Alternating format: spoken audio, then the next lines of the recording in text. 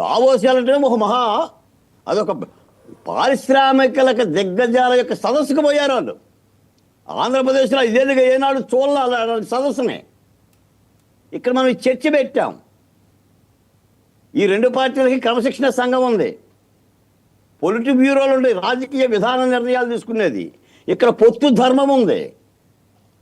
ఒక పార్టీని ఇంకో పార్టీ గౌరవించాలి, నామినేటెడ్ పోస్టులోనే గౌరవించాలి.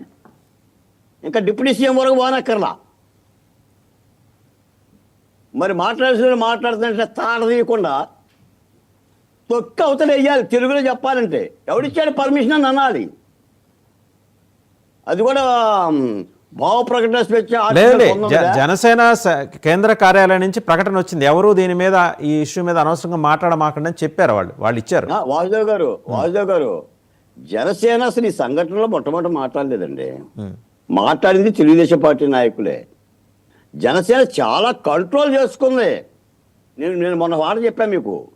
అరే పెనమలూరులో కోడి పందాలకు పిలిచి పెడితే పార్టీ నుంచి బయటకు వచ్చిందండి. ఆ పార్టీ ఉండాలి కదండి ఆ క్రమశిక్షణ.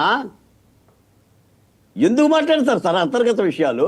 ఇప్పుడు నిజంగా మరి మన లోకేష్ గారిని అసమర్థులని మనం అతను డిప్యూటీ సీఎంకి అనర్హుడని మనం కానీ ఎక్కడ మాట్లాడాలి? ఇంట్లో మాట్లాడాలి.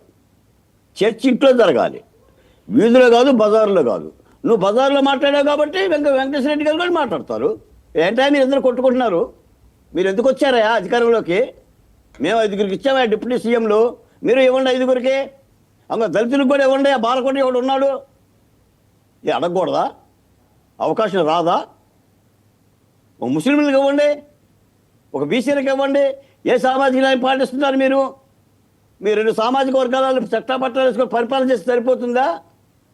ఇదే చర్చ వస్తుంది. నోటికి ప్లాస్టర్ చేయాలి కదండి. నేను మాట్లాడి చెప్తా వాసుదేవ్ గారు, అంటే పెద్దలు అన్నిదా భావించమాకండి. నేను ఎవరిని ఉద్దేశించటంలా. ఒక డిజాస్టర్ పరిపాలన నుంచి కూటమి ప్రభుత్వం వచ్చింది. ఆశలు ఇంకా ఆశలుగానే ఉన్నాయి, కోరికలు ఇంకా కోరికలుగానే ఉన్నాయి. ఇప్పుడే కొద్ది పట్టాలు ఎక్కుతున్నాయి. అన్నీ కాగితాల మీదే ఉన్నాయి. లక్షల కోట్లైనా వేల కోట్లైనా పేపర్స్ ఆన్ ద పేపర్స్ పట్టాలు ఎక్కుతుంది.